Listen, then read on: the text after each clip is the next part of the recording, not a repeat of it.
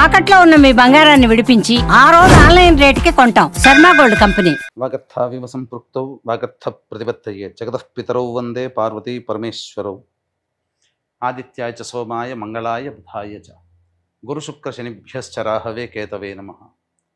శృంగేరి జగద్గురు పీఠాధిపతులకి, కంచి పీఠాధిపతులకి నమస్కారములు తెలియచేసుకుంటూ కార్యక్రమాన్ని ప్రారంభిద్దాం. జూలై నెల 16వ తారీఖు నుంచి 31వ తారీఖు వరకు ద్వాదశ రాశుల వారికి సంబంధించినటువంటి శుభ అశుభ ఫలితాలు, ఏ రోజుల్లో మానసికంగా ఆనందంగా ఉంటారు, ఏ రోజుల్లో అసంతృప్తి ఆందోళనతో ఉంటారు, అలాగే ఏ రోజుల్లో ఖర్చులు ఎక్కువగా ఉంటాయి, ఏ రోజుల్లో ఆదాయ మార్గాలు ఎక్కువగా ఉంటాయి, ఉద్యోగ సమస్యలు, ఇలాంటి వివరాల గురించి క్లుప్తముగా తెలియజేసే ప్రయత్నం చేస్తాను. కాబట్టి వీక్షించేటువంటి ప్రేక్షకులకి చిన్న గమనిక, మీరు మీ యొక్క జన్మ నక్షత్రం ఏదైతే ఉంటుందో ఆ నక్షత్రం ప్రకారం ఉన్నటువంటి రాశినే మీరు పరిగణనలోకి తీసుకోవాలి. నామ నక్షత్రం పేరు మీద ఉన్నటువంటి రాశిని తీసుకోకూడదు. జన్మ నక్షత్రం లేని వాళ్ళు నామ నక్షత్రం పేరు మీదనే చూసుకోవాలి.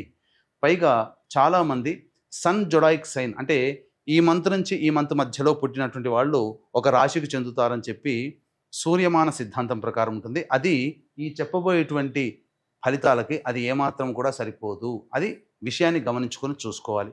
కాబట్టి జన్మ నక్షత్రము, జన్మ రాశి లేదా ఈ రెండు లేకపోతే నామ నక్షత్రము, నామరాశి మీద ఉన్నటువంటి వివరాలనే మీరు ఆ రాశి ప్రకారమే చూసుకుంటే మీకు రమారమిగా మీ ఈ చెప్పబడే ఫలితాలు మీకు సరిపోతాయని చెప్పవచ్చు. ఇక కార్యక్రమంలోకి బయలుదేరదాం. జూలై 16వ తారీఖు నుంచి 31వ తారీఖు వరకు ధనుస్సు రాశిలో జన్మించినటువంటి వారికి ఏ విధంగా ఉండబోతుందో తెలుసుకునే ప్రయత్నం చేద్దాం. ఈ యొక్క ధనుస్సు రాశిలో జన్మించినటువంటి వారికి గురువు అనుకూలంగా ఉన్నటువంటి ఈ కారణం చేత అన్ని విధాలుగా సహాయ సహకారాలు ఇతరులతో వస్తాయి, సందేహం లేదు.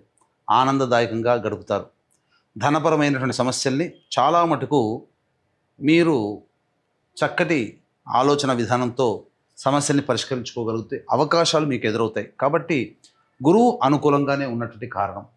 అయితే శుక్రగ్రహము అనుకూలంగా లేని కారణం చేత ప్రధానంగా సమస్యలు అనేటువంటివి ఉంటాయి.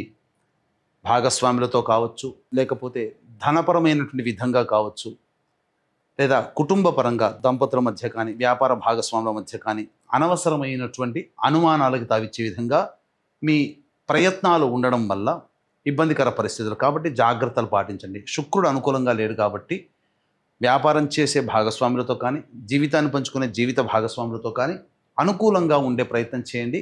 చాలా మటుకు మౌనాన్ని పాటించండి, సమస్యలు పరిష్కరించబడతాయి. ఇక రవి అనుకూలంగా లేని కారణం, ఈ కారణం చేస్తున్నటువంటి వృత్తి ఉద్యోగాల్లో కొన్ని మార్పులు చేర్పులు చోటు చేసుకుంటాయి. ఇబ్బందులు తప్పవు. ఇష్టం లేకపోయినా వేరే చోటకి, వేరే డిపార్ట్మెంట్లకి వెళ్ళాల్సినటువంటి పరిస్థితి, కొన్ని అదనపు బాధ్యతలు రావడం, అది ఇష్టం లేకుండా పనిచేయడం, వర్క్ ప్రెషర్ పెరిగే అవకాశము ఎక్కువగా ఉంటుంది అని చెప్పవచ్చు. బుధుడు కూడా అనుకూలంగా లేని కారణం చేత పెట్టుబడులు అనేటువంటివి మీకు కలిసి రావు. ఇప్పుడు ఈ మాసాంతం వరకు పెట్టుబడులు పెట్టకుండా మీరు జాగ్రత్తలు పాటించండి. చాలా మటుకు సమస్యలు తగ్గుముఖం పడతాయని చెప్పవచ్చు. పరిచయస్తులకైనా కొత్త వాళ్ళకైనా డబ్బులు అప్పుగా ఇవ్వకండి. ఫైనాన్స్ విధానంలో మెలకువతో పాటించినట్లయితే చాలా మటుకు సేవ్ అవుతారు. ఇక కుజుడు కేతువు కూడా అనుకూలంగా లేరు కావున ఏమవుతుంది, సమస్యలు ముఖ్యంగా న్యాయ సంబంధమైనటువంటి విషయాల్లో కొంత ఇబ్బందికర పరిస్థితులు ఎదురవుతాయి. ఆస్తిపాస్తుల విషయాల్లో కొంత వాగ్వివాదాలు చోటు చేసుకునే అవకాశం ఉంటుంది. వృధా ఖర్చులు కుజగ్రహ ప్రభావం వల్ల పెరుగుతాయని చెప్పవచ్చు. ఇక రాహు శని ఈ యొక్క ధనుస్సు రాశి వారికి కొంత అనుకూలంగా మారే అవకాశం ఉంటుంది. కాబట్టి ఇటు గురువు, శని, రాహు తప్ప మిగతా ఏ గ్రహాలు కూడా అనుకూలంగా లేని కారణం చేత కొన్ని సమస్యలు అనేటువంటివి ఉంటాయి. కాబట్టి సాధారణమైనటువంటి మిశ్రమ ఫలితాలు ఈ యొక్క ధనుస్సు రాశిలో జన్మించినటువంటి వారికి కలుగుతాయని చెప్పవచ్చు. జూలై 13 నుంచి శని వక్రీకరించినటువంటి కారణం చేత అర్ధాష్టమ శని దోష ప్రభావం తగ్గుముఖం పడుతుంది.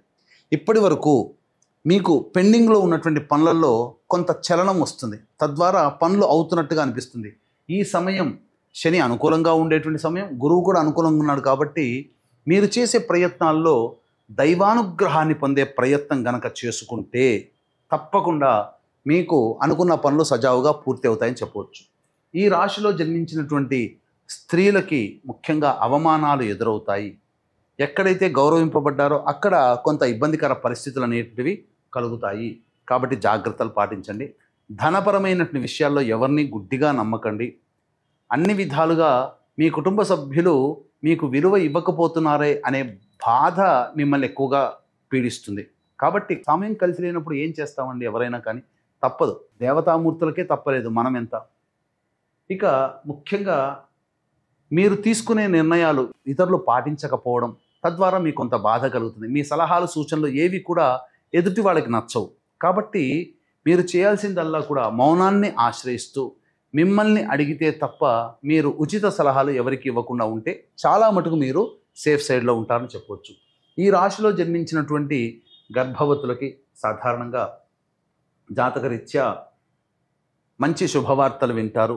కానీ 29, 30, 31 ఆ 3 రోజులు వైద్యుల సలహాలు కనుక పాటిస్తే కాస్త సేఫ్ సైడ్లో ఉంటారని చెప్పవచ్చు. అలాగే వివాహం కావాల్సినటువంటి అబ్బాయిలకి అమ్మాయిలకి చక్కగా వివాహ సంబంధాలు కుదురుతాయి. నిశ్చయితాంబులాలు కూడా వెళ్ళవచ్చు. ఇక ఈ రాశిలో జన్మించినటువంటి విద్యార్థులు విద్యార్థినులు ఎవరైతే ఉంటారో వాళ్ళకందరికీ కూడా కోరుకున్నటువంటి పాఠశాలలో లేదా యూనివర్సిటీలో మీకు సీట్ లభించే అవకాశం ఉంటుంది. అన్ని విధాలుగా ఆనందదాయకంగా ఉంటుంది. కాకపోతే మిశ్రమమైనటువంటి ఫలితాలు కలుగుతాయి. దైవ అనుగ్రహాన్ని పొందే ప్రయత్నం చేస్తేనే చాలా మటుకు శుభ ఫలితాలు పొందుతారని చెప్పవచ్చు. ఈ రాశిలో జన్మించినటువంటి వారికి 16 నుంచి 31వ తారీఖు వరకు మంచి చెడు, ఆదాయము వ్యయము, సుఖము దుఃఖములు ఎలా ఉంటాయో తెలుసుకునే ప్రయత్నం చేద్దాం. ఇక 16, 17 తేదీల్లో తల్లిగారి ఆరోగ్యం పట్ల శ్రద్ధ వహించాల్సినటువంటి పరిస్థితి. అలాగే వాహన మరమ్మతులు, గృహ మరమ్మతులకి ఎక్కువగా ఖర్చు అయ్యే అవకాశాలు ఉంటాయి. వాహనాన్ని నడిపేటప్పుడు జాగ్రత్తలు పాటించాలి. మీరు ఎదుటి వాళ్లతో నవ్వుతూ పలకరించండి. ఎందుకంటే సంతోషము వ్యక్తం చేస్తే చాలా మటుకు సమస్యలు క్లియర్ అవుతాయని చెప్పవచ్చు. ఇక 18, 19, 20 తేదీల్లో వృధా కాలయాపన ఉంటుంది. అలాగే ఏ పని చేయాలన్న ఆసక్తి ఉండదు, బద్ధకం పెరుగుతుంది. అన్నిటికంటే ముఖ్యంగా మీ ఆరోగ్యం పట్ల శ్రద్ధ వహించాలి. జ్వరపీడితం అయ్యే అవకాశం ఉంటుంది. ఇక 21, 22, 23, 24 ఈ తేదీలలో మీరు అన్ని విధాలుగా అనుకూలమైనటువంటి పరిస్థితిలో ఉంటారు. విందులు వినోదాల్లో పాల్గొంటారు. కుటుంబ సభ్యులతో సంతోషంగా గడుపుతారు. ప్రయాణాలు లాభిస్తాయి. నూతన వ్యక్తులు పరిచయం అవుతారు. అలాగే ఖర్చులకు మించిన ఆదాయం లభించడం ద్వారా సంతోషంగా ఉంటారు. అన్ని విధాలుగా శుభ సంకేతాలు ఈ 4 రోజుల్లో ఏర్పడుతుందని చెప్పవచ్చు. అయితే వీక్షించేటువంటి ప్రేక్షకులు కూడా విశ్వేశ్వరుని యొక్క ఆజ్ఞ మేర కాశీ క్షేత్రంలో ఉండడం జరుగుతుంది. జూలై 24వ తేదీ అమావాస్య పునరుసు నక్షత్రం గురువారం కలిసిన అద్భుతమైన రోజున మీ పితృదేవతల యొక్క ఆత్మతృప్తి కోసం పిండ ప్రదాన కార్యక్రమాలు అనేటువంటివి చేయించడం జరుగుతుంది. ఎక్కడ చేసిన దేవతలే ఆ ఫలితాన్ని మీ పితృదేవతలకు అందిస్తే, కాశీక్షేత్రంలో జరిగేది మాత్రం సాక్షాత్తు పితృదేవతలే వచ్చి ఆ ఫలితాన్ని తీసుకుంటారు. కావున అవకాశం ఉంటే పిండ ప్రదాన కార్యక్రమం ఆ గురువారం రోజున మధ్యాహ్నం జరుగుతుంది. అలాగే సాయంకాలం పూట పుష్యమి నక్షత్రం గురువారం అమావాస్య అద్భుతమైన రోజు అండి. ఆ రోజున మీ జాతకరీత్యా కలుగు విద్య, వివాహ, ఉద్యోగ, దాంపత్య, సంతాన, అనారోగ్య సమస్యల నివారణకి, అలాగే మేష, మిథున, కర్కాటక, సింహ, కన్య, వృశ్చిక, ధనస్సు, కుంభమీన రాశిలో జన్మించిన వారికి దోష నివారణార్థమై క్షేత్రపాలకురాలు వారాహి, క్షేత్రపాలకుడు కాలభైరుడు కాబట్టి ఈ దేవతల హోమాలతో పాటుగా ప్రత్యంగిర, బగళాముఖి మరియు రాజశ్యామల, సుదర్శన హోమాలు అనేటువంటి జరిపించడం జరుగుతుంది. అవకాశం ఉన్న వాళ్ళు కార్యక్రమంతో కాంటాక్ట్ చేసి గురువారం సాయంత్రం లోపల మీ గోత్రనామాదులు నమోదు చేసుకోవచ్చు. ఇక 25, 26వ తేదీల్లో చేస్తున్నటువంటి వృత్తి ఉద్యోగంలో కాస్త ఆందోళనగా ఉంటుంది. అనవసరమైన ఖర్చులు ఉంటాయి. ప్రశాంతత లేని జీవితం, ఏదో ఒక భయం మిమ్మల్ని వెంటాడుతుందని చెప్పవచ్చు. 27, 28 ఈ తేదీలలో తండ్రి గారి ఆరోగ్యం పట్ల శ్రద్ధ వహించాల్సినటువంటి పరిస్థితి. అలాగే ఆస్తి పంపకాలకు సంబంధించినటువంటి విషయాల్లో చర్చకు వస్తాయి. సంతానంతో విభేదాలు పెరుగుతాయి కాబట్టి లౌక్యంతో వ్యవహరించండి. 29, 30, 31 ఈ తేదీల్లో నిరుద్యోగస్తులకి ఉద్యోగం లభించే అవకాశం లేదా ఉద్యోగం చేస్తున్నటువంటి వాళ్ళకి ప్రోత్సాహకాలు పెరుగుతాయి. అన్ని విధాలుగా ఆనందదాయకంగా ఉంటుంది. ఖర్చుకు మించిన ఆదాయం కూడా లభిస్తుంది. అన్ని విధాలుగా శుభంగా ఉంటుందని చెప్పవచ్చు. ఇక ఏ తర్వాత చెప్పొచ్చేది ఏమిటంటే 25, 26, 18, 19, 20 ఈ తేదీలలో కాస్త జాగ్రత్తలు పాటించండి. జాతకరీత్యా ఉండేటువంటి సమస్యల పరిష్కారం కోసం ప్రతిరోజు కూడా జాతకరీత్యా సుబ్రహ్మణ్య భుజంగ స్తోత్రము, కాలభైరవాష్టకము రోజుకి 3 సార్లు పఠించండి. సమస్యలు చాలా మటుకు తగ్గుముఖం పడతాయి. ఇప్పుడు చెప్పినటువంటి వాటికంటే ఇంకా విభిన్నంగా సమస్యలు ఎదుర్కొంటున్నట్లయితే దగ్గరలోని మంచి ఉపాసనా పరులైన జ్యోతిషుల సలహాలు సూచనలు పాటించండి. మంచి జీవితాన్ని పొందుతారు. అలాగే కాశీ క్షేత్రంలో జరిగే పిండ ప్రదానం మరియు సర్వదోష నివారణ పూజల హోమాల్లో నమోదు చేసుకునే ప్రయత్నం చేయండి. సర్వం శ్రీ ఉమామహేశ్వర పరబ్రహ్మార్పణమస్తు.